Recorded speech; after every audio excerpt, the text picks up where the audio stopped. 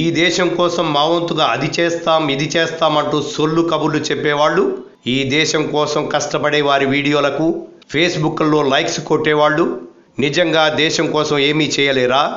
Cinema tickets కోసం లైన్లో నిల్చున్నప్పుడు, Tatkal tickets కోసం, ఆధార్ కార్డు కోసం, జియో సిమ్స్ కోసం పెద్ద పెద్ద క్యూలో నిల్చున్నప్పుడు లేని బాధ ఈ దేశం కోసం బ్యాంక్స్ దగ్గర నిల్చుంటే వచ్చిందా?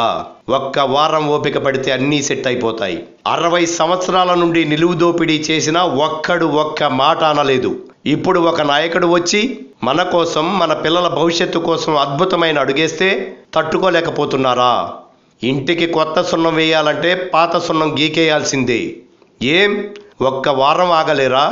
వైజాగ్లో తుఫాను వచ్చినప్పుడు, 1986లో వరదలు వచ్చినప్పుడు, తెలంగాణ సమైక్యాంధ్ర ఉద్యమం వచ్చినప్పుడు మనం కష్టాలు పడలేదా?